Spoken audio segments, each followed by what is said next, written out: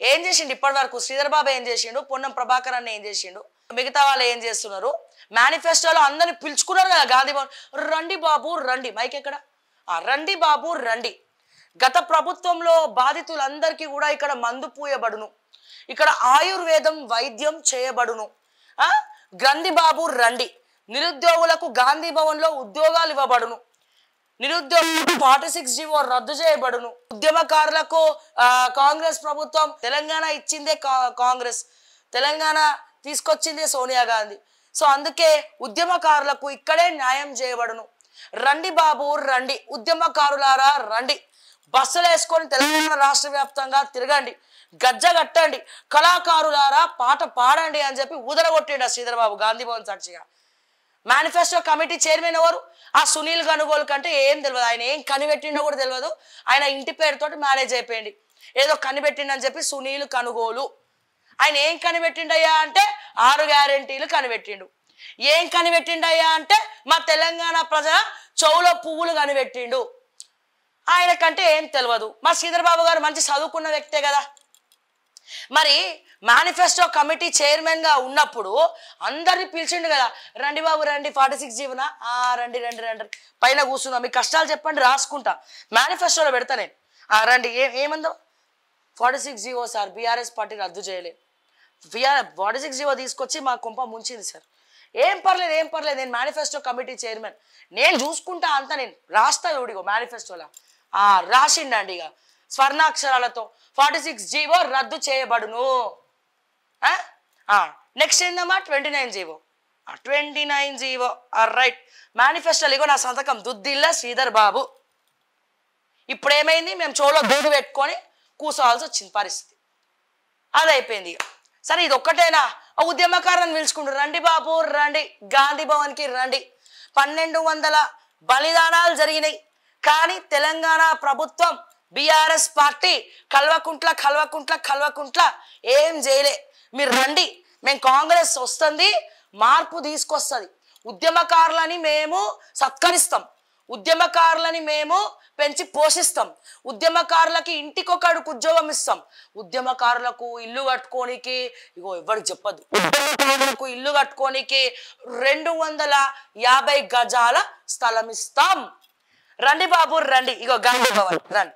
ఇక వీళ్ళు వచ్చిర్రు, ఉద్యమకారులు అందరూ వచ్చిర్రు. ఆ సోషల్ యాక్టివిస్టులు ఎవరు? మా తెలంగాణ విఠలన్న ఒకవైపు, పృథ్వీరాజ్ అన్న ఒకవైపు, ఆకునూరి మురళి ఇంకోవైపు, కోదండరామ్ సారు ఇంకోవైపు, ఆకునూరి మురళి సార్ ఇంకోవైపు, ఈ బల్మూరి వెంకటు ఇంకోవైపు, వీళ్ళందరూ కలిసి అబ్బో మా బక్కా జడ్సన్ అన్న, మర్చిపోయినా, మా బక్కా జడ్సన్ అన్న ఇంకోవైపు, రండి బాబు రండి.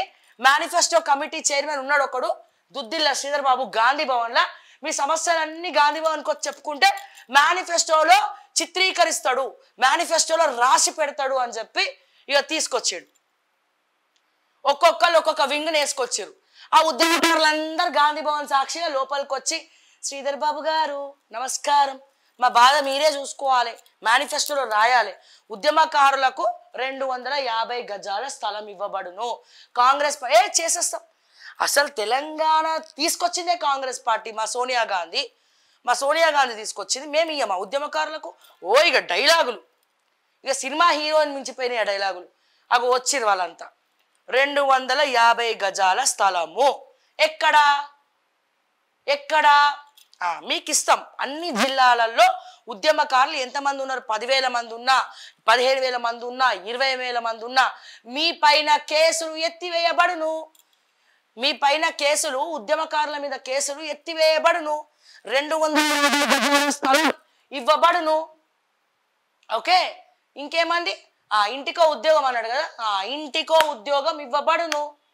ఏమైంది శ్రీధర్ బాబు గారు? పిలిచిరుగా, ఊదరగొట్టిరు కదా మేనిఫెస్టో కమిటీ చైర్మన్, మేము అది ఇస్తాం, ఇది ఇస్తాం, ఇది ఇస్తాం, అది ఇస్తాం, ఇక అయిపోయాయి. ఇచ్చిర్రా అన్న? 7 ఏడాదిన్నరగా వచ్చింది. సరే, సంక్షేమ పథకాల కంటే పైసలు లేవు. ఈ రేవంత్ రెడ్డిని ఎవరు నమ్ముతలేరు అప్పు ఇవ్వాలంటే, ఆ ఉత్తమ్ కుమార్ రెడ్డిని ఎవరు నమ్ముతలేరు అప్పు ఇవ్వాలంటే, మా పొన్నమానని ఎవరు నమ్మట్లేదు, బట్టి విక్రమార్క అసలే నమ్మట్లేదు, ఆ దుద్దిల్ల శ్రీధర్ బాబుని అసలే నమ్మట్లేదు. మరి ఉద్యమకారులకు ఉద్యోగాలు ఇవ్వాలంటే డబ్బులు ఖర్చు అవుతాయా? ఇంటికో ఉద్యోగం ఇస్తామన్నారు. మరి ఉద్యమకారులకు 250 గజాల స్థలం ప్రభుత్వ భూములు మస్తు పాడైనవి. అవి ఇవ్వాలంటే పైసలు ఖర్చు అవుతాయి. నాకు అర్థంగా కడుగుతా, ఇయ్యాలని మీకు లేదు. మోసం వాళ్ళు చేసిర్రు మోసం, మేము కూడా చేయాలి మోసం. మాకు మీసాలు ఉన్నాయి, మేము కూడా మోసం చేసుకుంటూ పోతాం. ఉద్యమకారులకు మనం చేయొద్దు, ఫిక్స్ అయిపోయారు మెంటల్గా. ₹1 ఖర్చు కాదు ఉద్యమకారులకు మీకు భూములు ఇవ్వాలంటే. మిగతా సంక్షేమ పథకాలు 6 గ్యారెంటీల కంటే మిమ్మల్ని ఎవరు నమ్మట్లే, అప్పు పుట్టట్లే, అసలు మీకు పరిపాలనే చాతనైతలేదు, మీకు ప్రభుత్వం నడపనికే వస్తలేదు. కుక్కలు చింపిన విస్తర అయింది, డబ్బులు లేవు, తెలంగాణ అప్పుల పాలైంది, బీద తెలంగాణ అయింది, ఇంకేదో తెలంగాణ అయిందని చెప్పి మీరు ఊదర కొడుతున్నారు. మళ్ళీ రైజింగ్ అని చెప్పి అంటున్నారు. నేను అక్కడ కూడా ఏం మాట్లాడా సార్. అమ్మో, ప్రశ్నించద్దు కదా మిమ్మల్ని, కేసులు పెడతారు కదా సార్. మీరు ప్రశ్నిస్తే మస్తు కేసు పెడతారులే, బాగా పెడతారు నాకు తెలుసు. తర్వాత నేనేమంటున్నా, ఇవన్నీ చేసిర్రా, ఒక్క పైసా కూడా ఖర్చు కాదు కదా, మరి ఎందుకు చేస్తలే? చెయ్యాలని మనసు మీకు లేదు, రాక్షసంగా పాలించాలని మీరు అనుకుంటున్నారు, డబ్బులన్నీ దోచుక తిందామని అనుకుంటున్నారు. 4th సిటీలా ఎవడెవడికి ఎన్నెన్ని ఎకరాలు ఉన్నాయో తెలియదా? ఆ జిల్లా మంత్రులకు ఏమున్నది? ఆ 4th సిటీ వెనకాల స్టోరీ ఏంది? నారాయణ రెడ్డి గారు కలెక్టర్ని ఎందుకు తెచ్చిపెట్టుకున్నారు మీరు రంగారెడ్డి జిల్లాలో? ఆ నారాయణ రెడ్డి గారు ఏం చేస్తున్నారు కలెక్టర్గా? దాని వెనకాల స్టోరీ ఏంది, హిస్టరీ ఏంది ఓడికి తెలియదు. అది బయట పెడితే మరి బాగుండదు. ఇవన్నీ బయటికి వచ్చే లోపల మా ఉద్యమకారులకు కూడా మీకు మాత్రమే భూములు కావాలనా? మా ఉద్యమకారులు కాదు, వాళ్ళకి భూములు వద్దా? మీరు ఎట్లనైతే అప్పనంగా భూములు దోచుకుంటున్నారో ఆ 4th సిటీ కాడ, మహేశ్వరం, 4th సిటీ జిల్లా ఎక్కడెక్కడైతే ల్యాండ్ బ్యాంక్ ఉన్నదో, ఆ కొడంగల్ లిఫ్ట్ ఇరిగేషన్ కాడ మళ్ళీ కొడంగల్ పేరుతోటి మళ్ళీ రీజన్ RRR, వాళ్ళు ORR, మీరు RRR. అబ్బా భలే సరిపోయింది. మా ఉద్యమకారులకు మాత్రం భూములు ఇవ్వకండి. అబ్బో మనసు ఒప్పదు మీకు. అబ్బా అస్సలు ఈ 250 గజాలు వాళ్ళకి ఎందుకు ఇవ్వాలి? వాళ్ళు ఇంకా తిప్పించుకుందాం డ్రాగ్ చేసి లాగి ఎలక్షన్కి ఓట్లు వేస్తేనే మేము భూములు ఇస్తాం. ఇంకా 2-3 సంవత్సరాలు ఉంది కదా, అప్పుడు చూద్దాంలే. తిప్పించుకోవాలి, ఆత్మఘోష పెట్టి వాడు ఈ లోపల ఆ ముసలోళ్ళు అయిన వాళ్ళు ఏమైతో తెలియదు, కన్నీళ్ళు పెట్టుకోవడమే సరిపోయింది వాళ్ళకి. మేనిఫెస్టో కమిటీ చైర్మన్కి సంబంధమే ఉండదు, అసలు ఏం సంబంధం ఉండదు. ఆ రేవంత్ రెడ్డి ఏమైనా వేసుకొని అయిపోయింది, మేము వెనకాల మంచిగా మేము దొంగతనాలు చేస్తాం, మేము వెనకాల అన్ని రాసుకుంటాం అన్న పరిస్థితి. దుద్దిల శ్రీధర్ బాబుది అయిపోయింది, రేవంత్ రెడ్డిది అయిపోయింది, రేవంత్ రెడ్డి అన్నదమ్ములది అయిపోయింది, ఈ పొన్నం ప్రభాకర్ది అయిపోయింది, అందరిది అయిపోయింది. మ్యాటర్ మాత్రం ఏముండదు అక్కడ, సేమ్ టు సేమ్. ఇదండి తెలంగాణ పరిస్థితి. మరి ఎందుకు పిలుచుకున్నావు గాంధీ భవన్కి? గ్రూప్ 1 ఇదే group 1, group 2, group 3 నిరుద్యోగులతో Sridhar Babu గారు పోయి ముచ్చట పెట్టలే గాంధీ భవన్లో? వాళ్ళని పిలుచుకొని ఓదార్పు యాత్ర చేయలే? మా జగన్మోహన్ రెడ్డి సార్ ఓదార్పు యాత్ర చేసినట్టు ఖర్చీఫ్లు ఇవ్వలే? పోనీ అట్లీస్ట్ టిష్యూ పేపర్లు ఇవ్వలే? తుడుచుకోండి బాబు మా కాంగ్రెస్ ఉందని.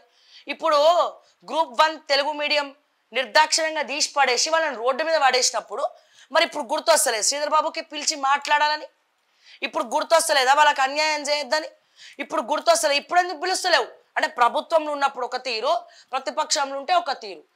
అయితే వాళ్ళు ఫుట్బాల్తో తన్ని ఫుట్బాల్ మ్యాచ్ ఆడాలి, మళ్ళీ మీ దగ్గరకు వస్తే మీరు తన్ని పంపించాలి.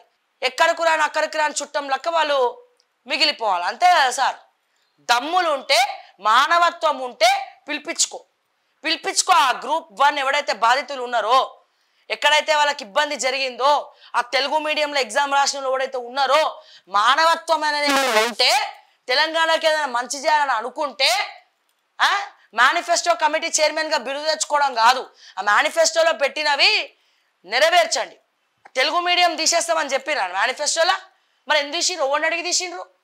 ఎవరి పర్మిషన్ తీసుకొని తీసిండ్రు మీరు? గది చెప్పరు. మీకు చిత్తశుద్ధి ఉంటే, మీకు మానవత్వం ఉంటే ఆ నిరుద్యోగులను పిలిచి మాట్లాడండి. గ్రూప్ 1 ఆస్పిరెన్సీ పిలిచి మాట్లాడండి.